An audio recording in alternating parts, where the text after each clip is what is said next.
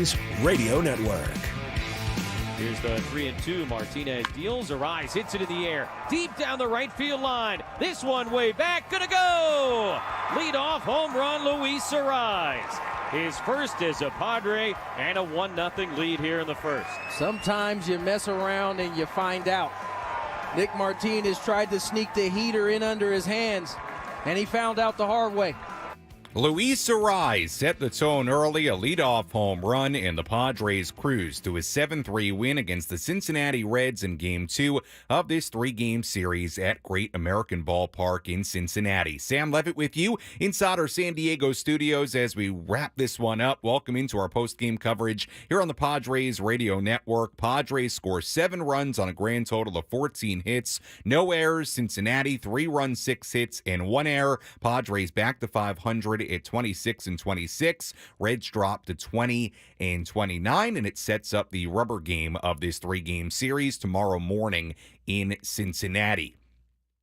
A lot to do in our post-game coverage. We'll hear from Padres manager Mike Shildt. We'll have all the radio highlights for you and much, much more to come. But the offense probably the primary story in this game, specifically what Luis Arise did in this ball game. 4 hits tonight. He was 4 for 5, like we said, set the tone early with the leadoff home run. His second 4-hit game already in just the span of 16 games with the Padres. By the way, Arise in the midst of not only a 27 game on base streak, not only 7 consecutive games with multiple hits, but he's also hitting in 69 at bats with the Padres so far.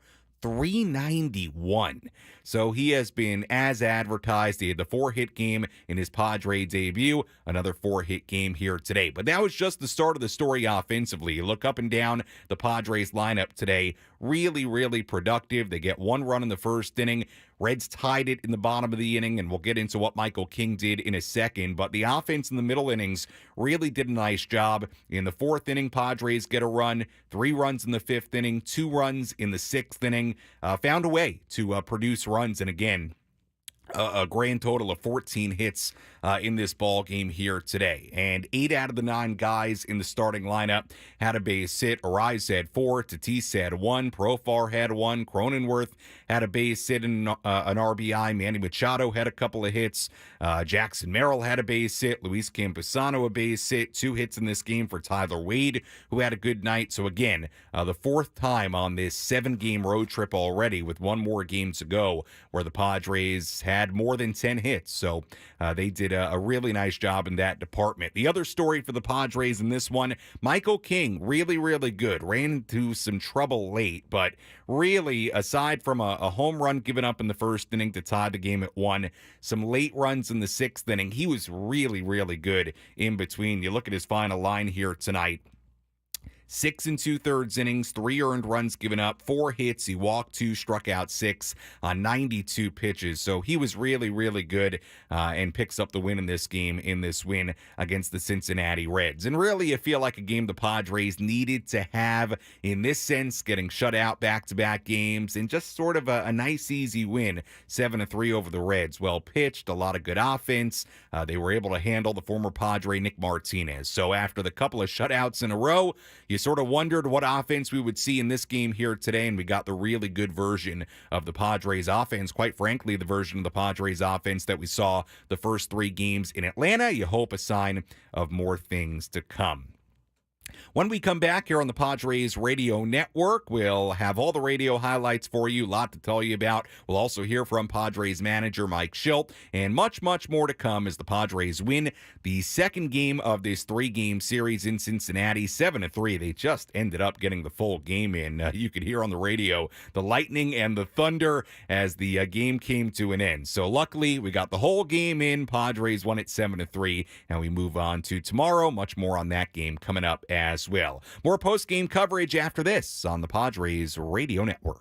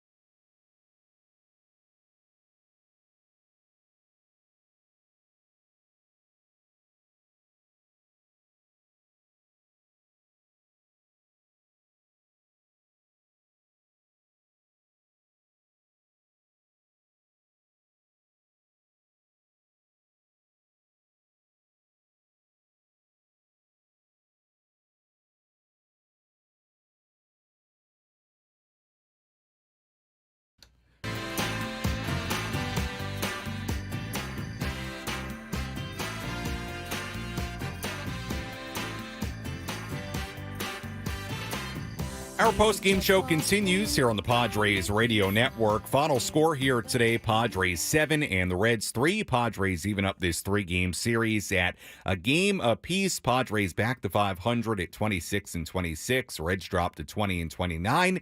And now the Padres both an opportunity to end this road trip above 500 and win both series on this road trip. Hey, if the Padres win tomorrow, I think you would have signed up for a 5-2 trip. They've got work to do tomorrow. We'll have more on that game coming up a little bit later, but a very nice win. Very easy, sort of crisp, clean win for the Padres in Cincinnati today, 7-3 over the Reds. Let's recap this game in its entirety.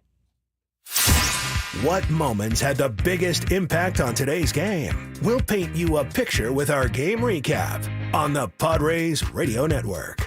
Very first batter of the game against Nick Martinez, Luis Ariz leading off for the Padres. Here's the 3-2. Martinez deals. Ariz hits it in the air. Deep down the right field line. This one way back. Gonna go!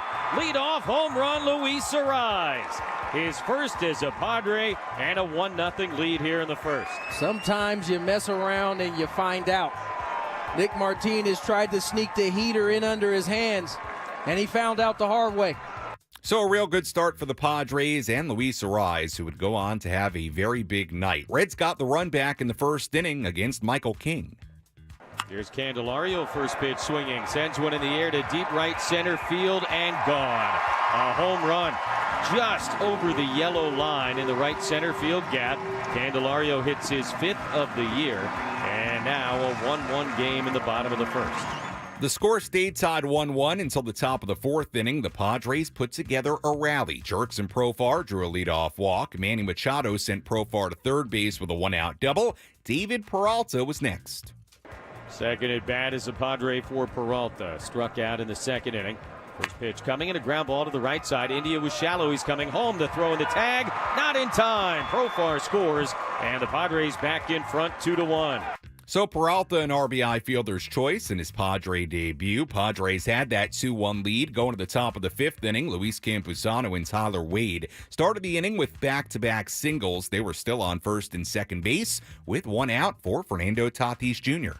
2 on and 1 out. The 1-0 pitch hit hard on the ground through the right side, base hit. Campusano's going to be waved at third. On his way, the throw goes into second, and they got an out there. The run scores, obviously. It's out number 2, and the Padre lead is now 3-1 as Wade was tied up at second base, and Martini threw behind him. Kind of an awkward collision with Elly De La Cruz, who was able to tag him out. So Wade was out at second base, but the good news, Tatis was still on first base for Jurickson Profar. So an RBI single for Fernando, though the Reds get an out on the play. And Profar swings at the first pitch, trying to find a gap in left center. He does. It's going to roll all the way to the track. Racing around third comes Tatis. He'll score an RBI double for Jurickson Profar, and the Padre lead is 4-1. That was it for Nick Martinez. Left-hander Brent Suter came on to face Jake Cronenworth. Little school outside of Boston called Harvard University. Here's a line drive, base hit into left center. Profar will round third and score easily. An RBI single for Jake Cronenworth, and now a 5-1 Padre lead in the 5th. Padres got 3 in the 5th inning. They got more in the 6th inning. Suter back on the mound. Donovan Solano pinch hit for David Peralta and hit a leadoff single. Jose Azocar pinch ran for Solano. Azocar stole second base. He was still there with 2 men away for Tyler Wade. 1-2, reach for, bounce to first base. Steer backs up on it as it go off the glove and into right field. Azocar going to come in and score, and the Padre lead is now 6-1 after some shaky defense over at first base. Wade went to second base on an errant pickoff throw. That worked out pretty nicely for Luis Ariz. So Wade at second, the 2-0 to Ariz is lined into right field. Martini charging, plays it on a hop. Wade racing around third. Here's the throw and the tag, not in time. Ariz goes up to second base behind the throw. An RBI single and a 7-1 Padre lead. Padres getting two more in the sixth inning. They had a commanding 7-1 lead. Meanwhile, Michael King really settled in. He entered the bottom of the sixth inning with the Padres ahead 7-1 and 5 strong innings under his belt. Reds got a couple of runs against him in the sixth inning, a walk, a single, then a 2-out, 2-run double from Tyler Stevenson. It was 7-3. King would then come back out for the seventh inning. He did give up a leadoff double, but then got the next 2 outs. Mike Shildt went to Wandy Peralta to finish that seventh inning, get the final out of that frame. Meanwhile, in the eighth inning, Peralta pitched a scoreless inning. We went to the ninth inning with the weather in the area in Cincinnati. We had thunder, we had lightning, but the Padres went to their closer, Robert Suarez. Not a save situation, but still, Suarez came on ninth inning, a flyout, a single. He struck out Spencer Steer, and with the 7-3 lead in the bottom half of the ninth inning, the rain coming down, the game was left up to the Reds' Nick Martini. 2-2 again. Here's the pitch from Suarez. Martini swings and misses, strike 3, and the ball game is over. Get off the field, get dry. Padres with a 7-3 win over the Reds, and we'll have ourselves a rubber game here tomorrow afternoon. Luis Arraez, a leadoff home run in the first inning. His first homer as a Padre, and the offense was on here tonight. Luis Arraez, a 4-hit, 2 RBI night. He was absolutely terrific, continues to be terrific. He was the headline offensively. Michael King, 6 2/3 strong innings, picks up the win, and the Padres come away with a 7-3 win in Cincinnati, evening up this 3-game series at a game apiece, and that brings us to a rubber match of this series tomorrow. When we come back on our post-game coverage here on the Padres Radio Network, we'll go back to Great American Ballpark in Cincinnati, hear from Padres manager Mike Shildt. More on that coming up after this on the Padres Radio Network. It's me.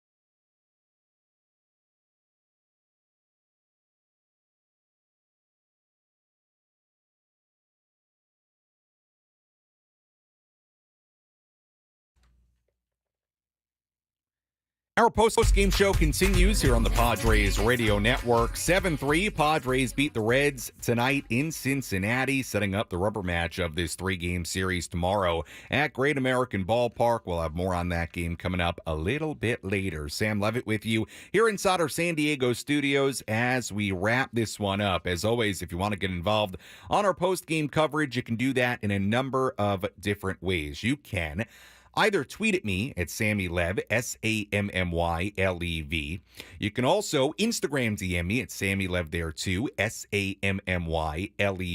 Or if you're currently tuned in on one of our fancy new video streams, you can comment on YouTube, Facebook, Twitter. Let me know what your comment is. I may just read your tweet, your DM, your comment live here on the air. And as always, you can always get to us on the phones if you want to call in. Phone number is always 833-288-0973. Again, 833-288-0973. The phone number to call. Padres win it 7-3 against the Reds. Big night offensively. Padres had 14 hits, led by Luis Arise, who had 4 of those hits. And on the mound here today, Michael King, really good, 6 2/3 strong innings for the win.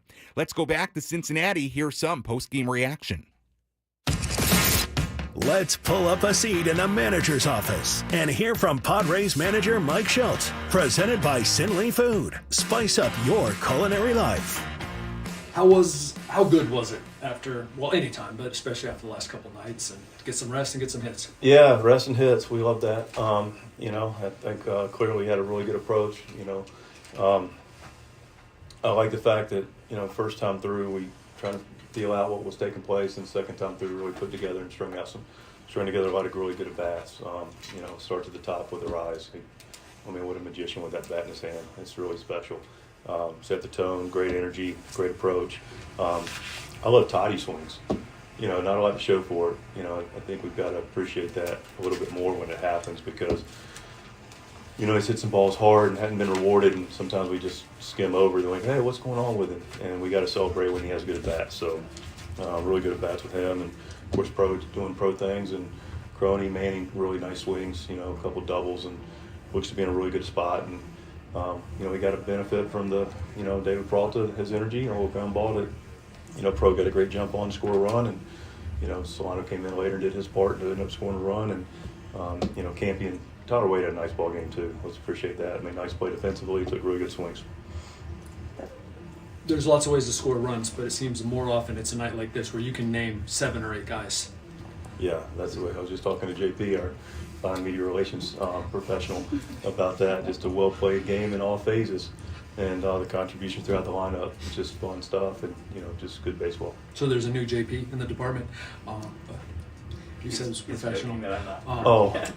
Michael King bounced back from the Rockies. Michael was great. Good tempo, throwing strikes both sides of the plate. Breaking ball was good. Everything was really good. Longer delay, no excuse to get into that in the last inning, and just wasn't able to make some pitches there in the 6th, but went out there and grabbed 2 outs in the 7th, which is big with our bullpen. And Waddy did a nice job to close that inning out and get that double play ball to get the 8th. And of course, Suarez brought it home and made sure we stayed dry. He gave up that early the first inning home run. He's given up a few home runs, but right. For him to give that up and then to roll through the next into the 6th, and that's the only hit he had given up. Candelario bookended him, with the homer, and then he just, like you said, just rolled through it and was able to get the base hit, later on. That kept that inning going, allowed him to get 2 on Stevenson's ball. But nice job overall by Michael. Did a great job. Give us the end of the 7th. Did you move things back like pregame? It seemed like you didn't hit on the field. It seemed like it was a little bit of a later arrival time. Was that by design because of the 36 hours you had? Yeah, it was intentional. We wanted to make sure we, had the doubleheader travel. We're smart about our travel, our schedule rather yesterday, and then we just decided, today being a day game tomorrow, we'd shoot our bullets for when the lights come on and they say play ball. So. We just want to be intentional about that, and we talk about load management. That's a big part of it. Michael has strung off as many successive innings where he doesn't allow a base runner, anyone on the staff. Mm-hmm. What have you learned about him so far? That no matter what happened, then all of a sudden he'll go on a run. Yeah, no, that's the thing. You got to get to know your guys, and like I said, you mentioned a couple of times in the first inning, but you can see Michael get better as the game goes. Feel like what he's doing. And the thing is Michael's a really good competitor.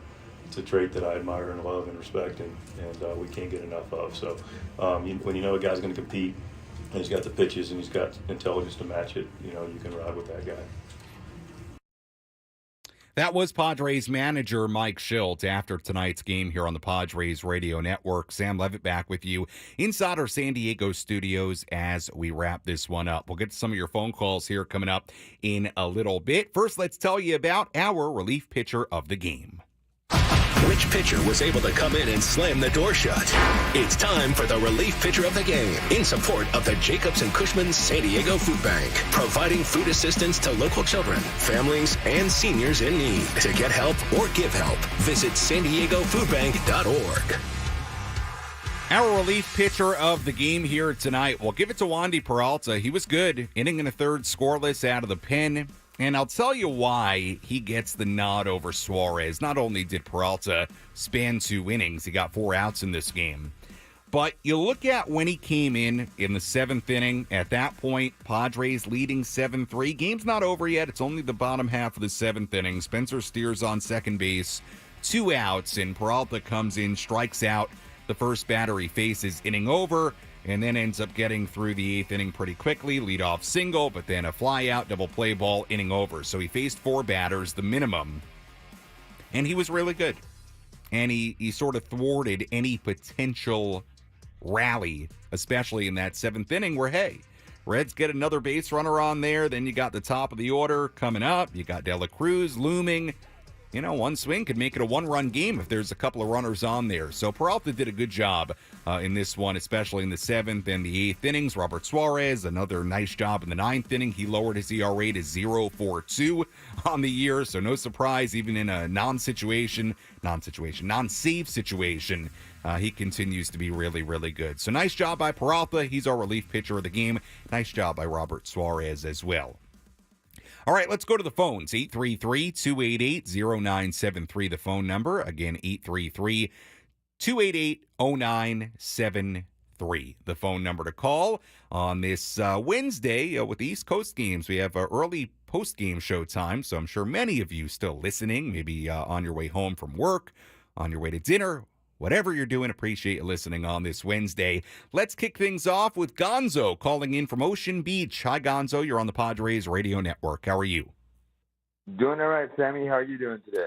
I'm doing great, Gonzo. How are things in OB? I'm thinking maybe when I'm off the air, maybe I'll head to OB for dinner. What do you think? I'll meet you down there. Once I get off the phone with you, maybe I'll go hit a farmer's market a little bit. That's right. That's right. It's a Wednesday, Farmer's Market Wednesday. You know what? I love the OB Farmer's Market. I do. But now that I know that, it could be really hard to park. We'll see. We'll see. You know what? You know what, Gonzo? If you're walking around, maybe you'll see me. All right? Say hello if you see me. We'll see. I'll definitely keep an eye out. But back to baseball. The team looked really solid today. I'm really confused about what kind of happened yesterday. We had more hits that just weren't in tune. And today they seem like they're really clicked up. I don't know. I don't want to say it might be a blessing in disguise, but with Xander out, do you think maybe Manny will be playing more at third base and let the other guys try to figure out their position on the squad to prepare for the Yankees? Or what do you think is going to be going on? Yeah, look, well, number one, Gonzo, and appreciate the phone call as always. I don't think it's I definitely don't think it's a blessing in disguise. I think that's, unfair to Xander, and I also think it's not true. Look, I think Xander long-term is very, very important to this baseball team, and I do think at some point in the next couple of months, and he's now going to miss a couple of months, that he was going to come around. I really believe that, and he was swinging the bat better. Look, the good news with the Xander situation, and if you missed it, you might be hopping in the car after a long day of work and not check social media here in 2024, which, if so, kudos to you.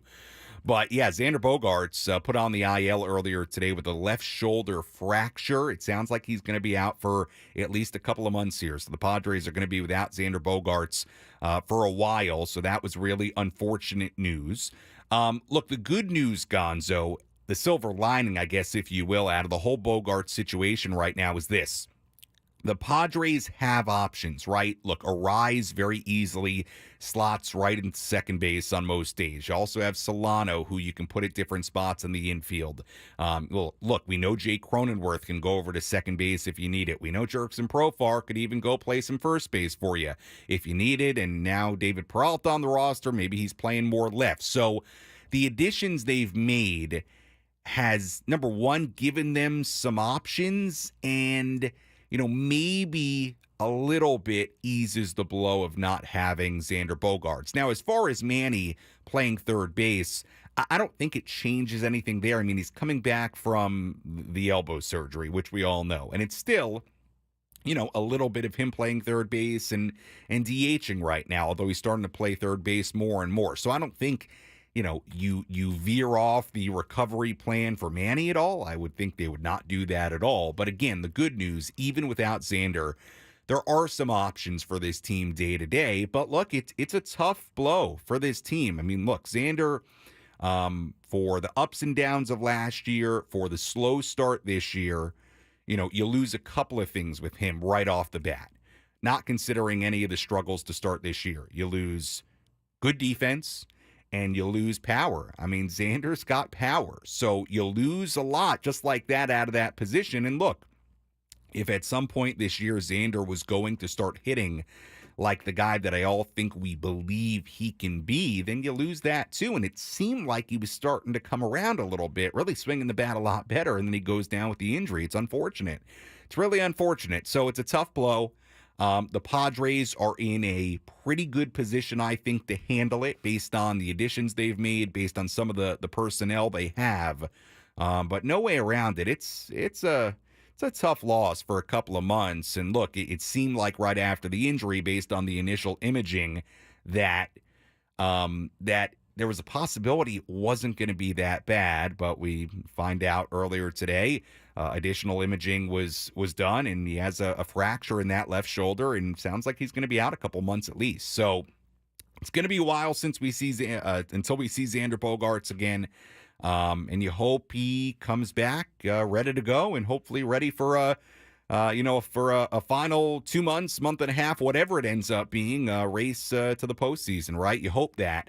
But look, it's a tough one, no doubt about it. I think the version of Xander that I think we all believe is in there, even though it really hadn't been there the early part of this season. Look, that's a key part of your team, and you certainly paid him like a real key part of your team. So you hope he uses the 2 months, rests up, heals up, and is back to business by the time we get to the late part of the summer. You certainly hope so. Padres win it 7-3 over the Reds on this Wednesday. When we come back, we'll have a full look at the out-of-town scoreboard and much more on the Padres Radio Network.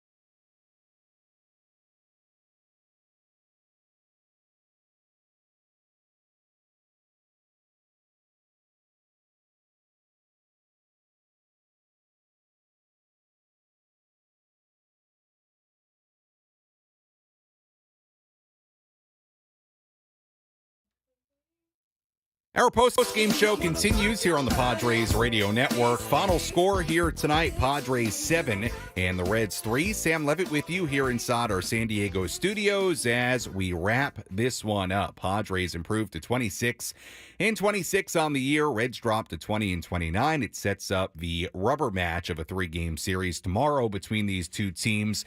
Just a reminder for you, early start time tomorrow, very early. First pitch tomorrow morning at 10:10 a.m. Our pregame coverage begins at 9:10. We'll get some more of your phone calls here coming up in a little bit. Phone number, as always, 833-288-0973. Again, 833-288-0973. The phone number to call if you want to get involved. Also taking your tweets, your DMs, your comments on the video streams. You can tweet at me or DM me at Sammy Lev, SAMMYLEV. And may just read your commentary live here on the air. Let's tell you about today's player of the game.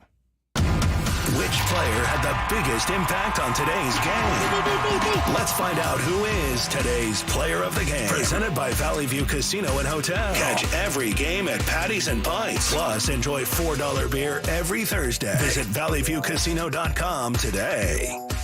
So Wade at second. The 2-0 to Arise is lined into right field. Martini charging, plays it on a hop. Wade racing around third. Here's the throw and the tag, not in time. Arise goes up to second base behind the throw. An RBI single and a 7-1 Padre lead.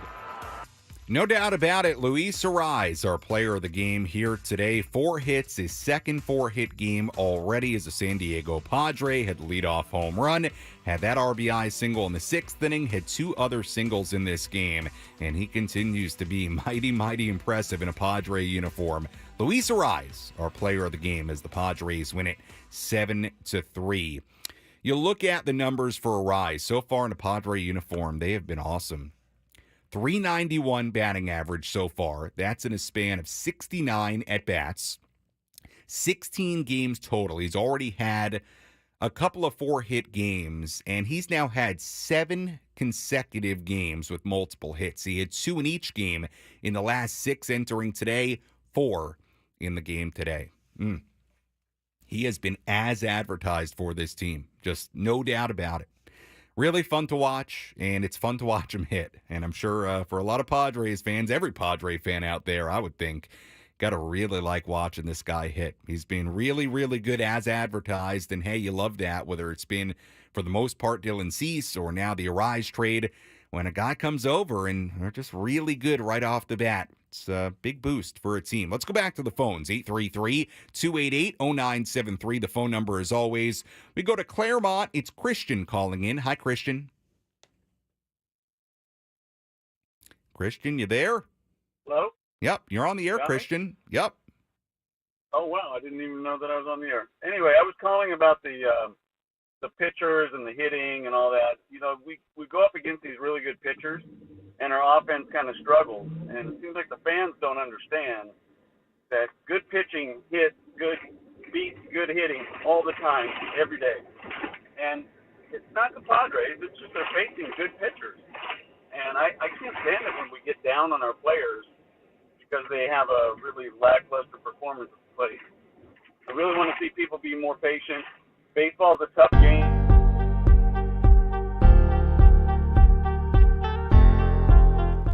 Tough as Andrew hate. I'm so against it. I like how you keep having his back when people call in. Yeah, so I appreciate you. Love the show. Yeah, Christian, thank you for the phone call. As always, look, yes, I feel like the last couple of years I've done quite a bit of Xander Bogaerts defending, and I've done that probably for a couple of reasons. Number one, I think he's a really, really good player who has a track record of doing some pretty special things, and I feel like it's in there for him. Now, with that said, I really thought the start to the season would be better for him. I expected him to really hit the ground running in year 2 and be more like the guy that we saw in Boston. It didn't happen. The good news is this. The silver lining is this, right? Out of all this today with Bogaerts going on the IL and probably at minimum having to miss a couple of months here, look, he's probably going to have an opportunity to come back, hopefully for a team that's really, really competitive and in a postseason race and contribute. So you hope he does that. I also think for Xander, it's been, sort of a weird year in the sense of he shows up at spring training, gets told he's playing second base, gets off to the slow start, is adjusting to second base. And I'm not making excuses. I'm just putting it in context. And then it just sort of snowballed from there. Now, as of late, like we've mentioned, he was swinging the bat better. And that's part of what makes this so unfortunate, is that he was starting to look like at least he was coming around. But I'm, Christian, to your point, I'm a big Xander Bogaerts fan for a variety of reasons, for the player he's been, for what I think he brings to a team personality-wise. He's a winner. He's won a couple of World Series. So my hope for the Padres and Xander Bogaerts is that when he comes back, he's a big contributor to hopefully a run. I think he needs that, and the Padres obviously need him to do that. I think it raises, the level of this team in so many ways. If Xander can be a part of, a core with Tatis and Manny and beyond, that really does some big things down the stretch. So we'll see. But, it's unfortunate today. You never want to hear news like this. And look, it looked after the injury like things were pretty positive, or at least best case scenario, and just ended up being, I think, a lot worse than what you thought after he injured himself. It ends up being an injury that's gonna, leave him out for 2 months, it sounds like, until the late part of the summer. So, look, we talked about it when we got the call from Gonzo and OB, right? In our last segment, the Padres are in probably a better position than they were at the start of the year to handle something like this, with the additions of Arise, with the additions of Solano. But look, it's a tough blow. No way around it. Let's go to Max calling in from Vista. Hi, Max. You're on the Padres postgame show. How are you? Sammy, I'm doing well. How are you? Doing great, Max. I'm a big fan. Love all your work. And thank you. Appreciate everything you do for the team. I'm super stoked on the team. I think we're heading in a good direction. I like the vibe. I just wanted to talk about the Xander injury report. Sure. And it just seems a little fishy to me, honestly, Sammy. Just with the vagueness of the injury report. I'm a medical professional, and a fractured shoulder is pretty vague to me. It's either a clavicle or a humerus. Humerus is a super hard bone to break. Clavicle I could possibly see, but Padres definitely have a history of kind of not being as transparent as they could be with injuries, I feel like, and with a person of Xander's caliber, kind of struggling the way he is, you never know. You never know what's going on. Yeah, look, Trevor, not Trevor. Look, Max, appreciate the phone call. I got to be honest with you. I mean, I'm no medical professional.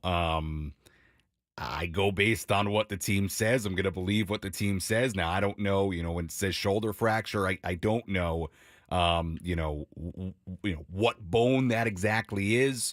I can tell you based on the reporting today from Kevin Acee in the San Diego Union Tribune, and I want to make sure I get this right, and now I can't. Oh, here it is. Let me pull up this article here that Kevin wrote before the game, because obviously I'm here in San Diego, not with the team right now. Let me pull up what Kevin wrote. And look, I'm not going to sit here and make it like, I don't trust what the Padres said it was. I mean, I trust what the report was. Now, I don't know if if it's not detailed enough for your liking. I don't know what to really tell you about that, but I'm going to take the team at their word. I want to read this though from Kevin Acee, and I want to make sure I get it right. So I'm looking for it here. Let me read this. This was reporting from Kevin Acee in the San Diego Union Tribune earlier this afternoon when Bogaerts was put on the IL. I'm reading exactly what it says here in the Union Tribune. X-rays done in Atlanta on Monday gave the Padres hope Bogaerts could avoid an IL trip, but an MRI in Atlanta revealed the extent of the damage. It's not uncommon for imaging done day or two later to provide a clearer diagnosis. Bogaerts is scheduled to undergo more tests, a CT scan, Wednesday to make sure there's no labrum tear and determine with certainty the severity of the fracture. And Kevin continues writing here, as of now, the Padres believe the fracture in his shoulder socket does not require surgery and have set his timetable for return at 2 or 3 months. So that's the reporting from Kevin Acee earlier today. So Kevin at least wrote shoulder socket. Again, I'm talking about something. Number one, I don't know what exactly it is with Bogaerts, and number two, I'm not a doctor, so But that's the reporting. I'm going to take, the Padres at their word, and I'm going to tell you the reporting from Kevin. That's the best I can do.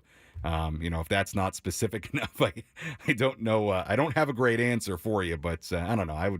I would take the team at their word, and the reporting at its word. And, to be totally frank with you, I mean, whether it's the shoulder socket or whatever it might be, and again, Kevin writing shoulder socket there, I'm more focused on the timetable for return at 2 to 3 months, right? I mean, at the end of the day, I suppose it's really about how much time he's going to miss. And obviously you don't want the injury to linger and become something more, but I suppose that's why you miss time so it can heal. So again, I'm no doctor.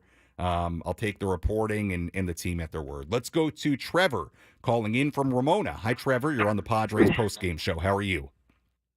I'm good, thanks. How are you? Doing well.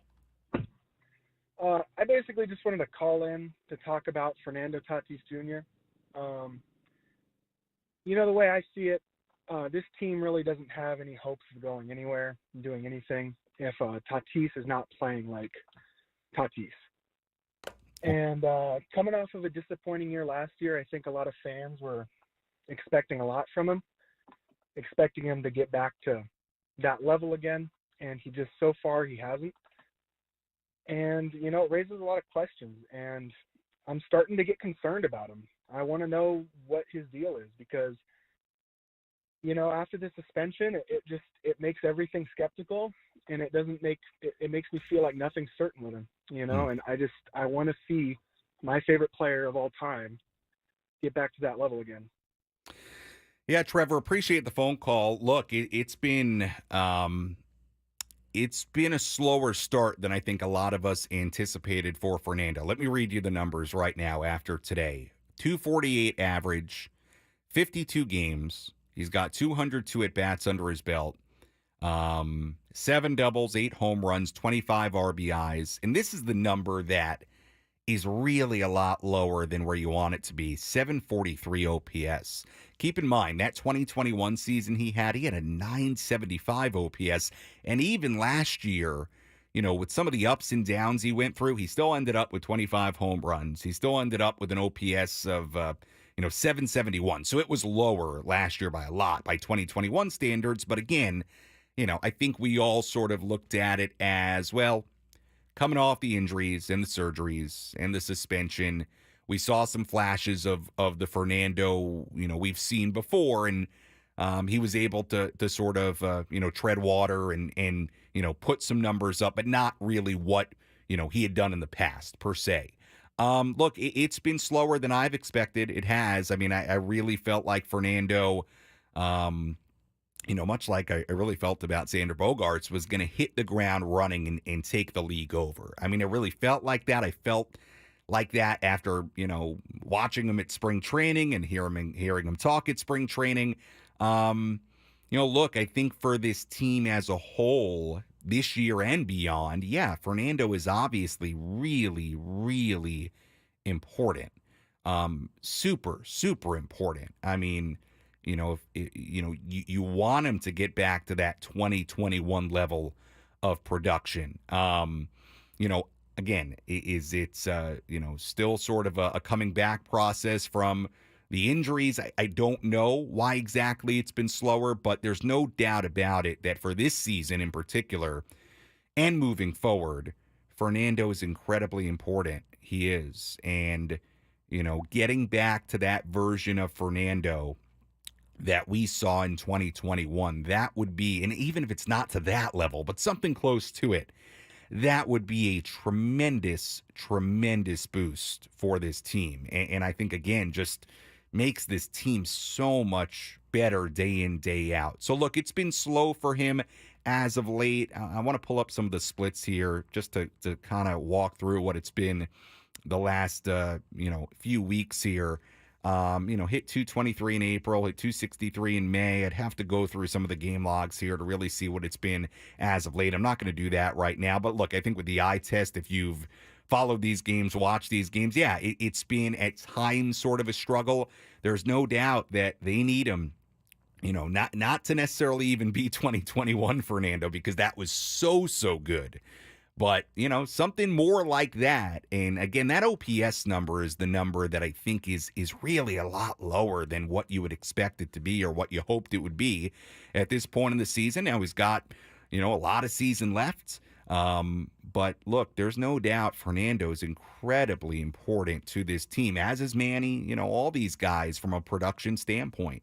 We'll see if he can play a little bit better, in the months to come. He's hitting 248 right now in 52 games, but very, very important for this team. And look, I personally believe that's in there for him, getting back to that 2021 level. But to this point, it's been a quieter season for sure, as of as far as production than I think what you expected. So you hope it's in there, and we'll see what Fernando does in the days, weeks, and months to come. All right, if you want to get a phone call in, 833-288-0973. As always, the phone number to call. Let's quickly take a look at the out-of-town scoreboard. Let's take a trip around the Bigs and tell you about the scores you need to know in our out-of-town scoreboard. Presented by Jensen Meat, where great taste meets integrity. We take a look at scores today from around the major leagues. Number of finals already. We've got a handful of games going on right now. Finals today. Braves beat the Cubs at Wrigley Field 9-2. Blue Jays beat the White Sox 9-2 in Toronto. Red Sox beat the Rays 8-5 in Tampa Bay. Phillies beat the Rangers 11-4 in Philadelphia earlier. Marlins beat the Brewers 1-0 in Miami. It was the Royals over the Tigers by a final of 8-3 in Kansas City. Angels beat the Astros 2-1 in Houston. Cardinals beat the Orioles 5-4 in St. Louis. Guardians beat the Mets 6-3 in Cleveland. Nationals fell to the Twins 3-2 in D.C. Games going on right now. By the way, we did have one resumption of a game today. I should have mentioned this earlier. Cardinals beat the Orioles 3-1 in the resumption of a game from yesterday. Giants beat the Pirates 9-5 in Pittsburgh, or I should say beating the Pirates 9-5 in Pittsburgh in the 10th inning. Yankees ahead of the Mariners in the 9th inning in the Bronx 7-3. Rockies ahead of the A's 2-0 in Oakland in the 1st inning. And one game yet to begin. Diamondbacks in LA against the Dodgers at 7-10. And that is a full look at the out-of-town scoreboard on this Wednesday. Let's squeeze in one more phone call before we go to break. Let's go to Kathy calling in. Hi, Kathy. Hi. Hey, how's it going? Pretty good. I'm just driving here. I got you on speaker. But, all right. I agree with Tatis. I mean, he's important. He's maybe coming back from a slower start than everybody expected. But I really think that he's not the only leader on the team. And, it just seems like, I'm not saying you guys, but everywhere I go at work and sometimes on the radio, we take up for Manny Machado and other players a lot. We want to hold the leaders like Fernando accountable, but I don't think we're holding Manny Machado to the same standards. I keep hearing, well, Manny's this and he's had this happen. People at work, he's had a kid. He's still supposed to be one of the producers, too, and one of the big producers, and I don't see it, and it wasn't there last year either. So I think as far as motivation, out of morale, Tatis has kept that up a lot more than any other player on the team. And, and that says something too, whether they were losing or whatever. He's always trying to keep everybody up. And nobody talks about Cronenworth, how great he's doing, and everybody else. And there's other players that are trying. But Manny Machado was the one that was supposed to be one of the big leaders, and I don't see it from him this year or last year. So it just seems like everybody takes up for Machado no matter what he does. I always hear the criticism on Tatis. And I'm not saying towards you, but I've listened to several different opinions and talk shows and read articles and, talk to people at work and fans and whatever. I'm a lifelong baseball fan. I grew up near a minor league team 3 blocks from my house, and my brother played baseball. I played softball. So, all right, nice. Hey, Kathy, what minor league team? I'm curious. The minor league team was the Waterloo Royals. Okay. It was a 1A team. I watched Dan Quisenberry play and pitch before he ever became a Kansas City Royal. And then we had the Waterloo Indians, so that was a farm team of the Cleveland Indians. All right. So, Waterloo, Iowa. But I'm a San Diego. I love the Padres. I go to the games, and I think it's a great team, and I think, it's a great ball club. And I know they put a lot of money invested into it. But again, people are human. But I would like us to give the same accountability to all the players. I've even, heard them say, well, Tatis needs to get the team going. And yeah, he does, but so do other players, Yeah, Kathy, thank you for the phone call. I appreciate it. Have a great night. Yeah, thank you. Appreciate the phone call by Kathy there. I'm, me, my minor league background, so I was curious what minor league team Kathy grew up by. Look, I can't speak for the other shows. I can speak for myself. And look, I feel like we've kept every player on this team, and I suppose the 3 that you're really talking about are Fernando, Manny, and Xander. Xander before the injury. I feel like I've kind of had the same message on all of them, regardless of their particular situation, right? Manny dealing with the elbow last year, getting the surgery, coming back from that. Fernando, obviously, last season coming back from the injuries and the suspension. Xander Bogaerts, being a free agent sign. Look, I think to me, all three are really, really important. Let's just talk about Fernando and Manny for this discussion because Xander's out.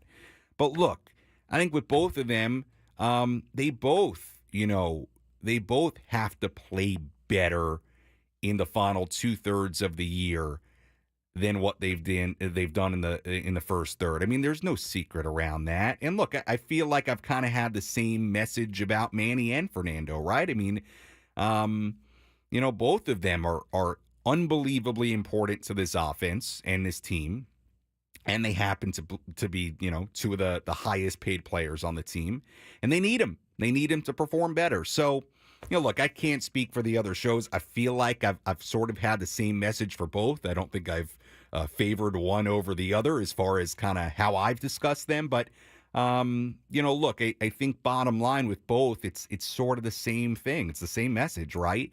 And by the way, it's no secret to them. Manny talked about it in the clubhouse, during the last homestand. I mean, I think these guys know that. I think they understand how important they are and that, they've got to be the guys to carry this team and carry this group. And, once those guys, Manny and Fernando in particular, start playing more like the guys you believe them to be, I think this becomes, not that it can't be a postseason team right now, but it becomes such a more dangerous group, because when those guys are going, they could carry your team for months. So, look, we'll see how they do in the final 2/3 of the season. Manny, despite yesterday going 0-for-4, he had a base hit in the nightcap of the doubleheader. He had been swinging the bat better, had the big 2-run double in game 1 of the doubleheader. He's had some moments. You hope it's a sign of things to come. It's been up and down for Fernando, and we just went over the numbers. Look, they're obviously lower than what you want and where you'd expect them to be. But I feel like personally, I don't know. I feel like the message from me has been sort of the same on both, right? I mean, they got to be the guys to carry the offense. So we'll see. But, hey, Kathy, appreciate you calling in, tuning in, enjoying all the various shows and viewpoints throughout the weekdays here on the station. All right, let's step aside. We'll come back. We'll hear our play of the game, wrap things up, get you ready for tomorrow. More postgame after this as the Padres win it 7-3 against the Reds on the Padres Radio Network.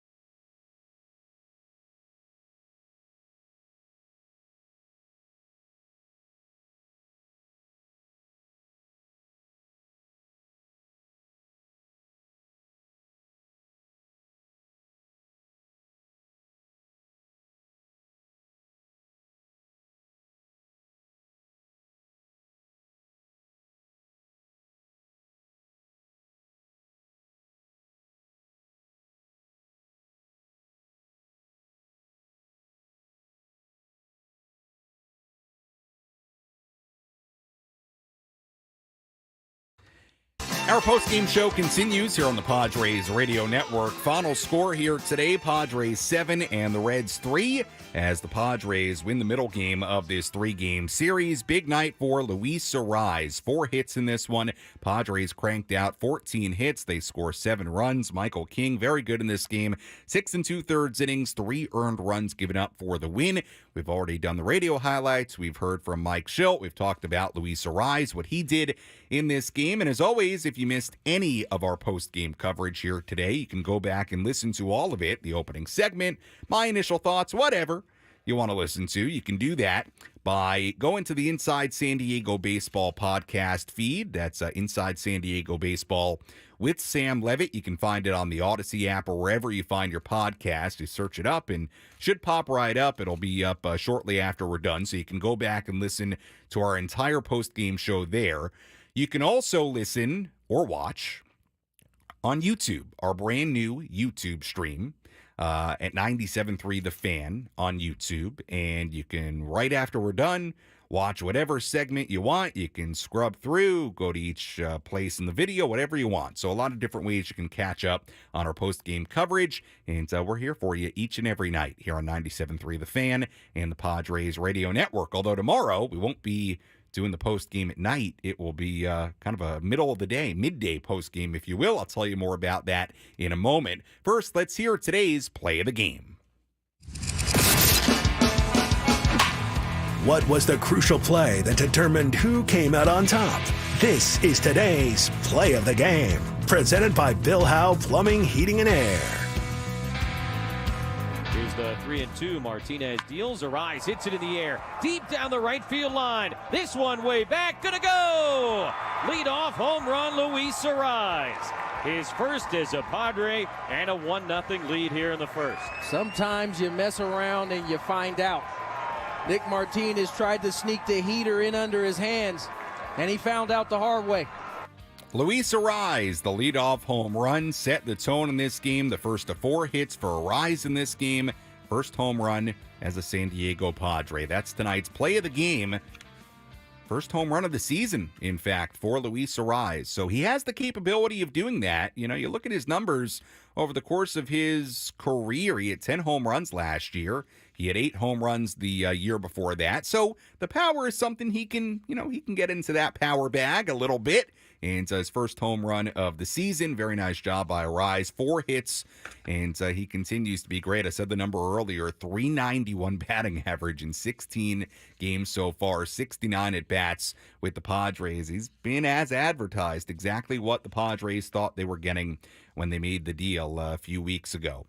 All right, looking ahead to tomorrow. It'll be the rubber match of this 3-game series in Cincinnati, final game of this 7-game road trip. On the mound for the Padres tomorrow, right-hander Matt Waldron. On the mound for the Cincinnati Reds, right-hander Frankie Montas. First pitch tomorrow at 10:10 a.m. Enrico Water SoCal. Padres pregame show will begin at 9:10. So a little Padres and pancakes for you on a Thursday morning. Certainly hope you can join us then.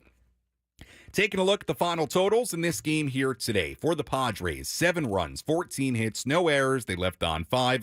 For the Reds, 3 runs, 6 hits, 1 error. They left on 4. Michael King, the winner. He improves to 4-4 on the year. Former Padre Nick Martinez, the losing pitcher. He's now 1-3. Time of game, 2 hours and 11 minutes. And the crowd at Great American Ballpark in Cincinnati, Ohio, 14,255.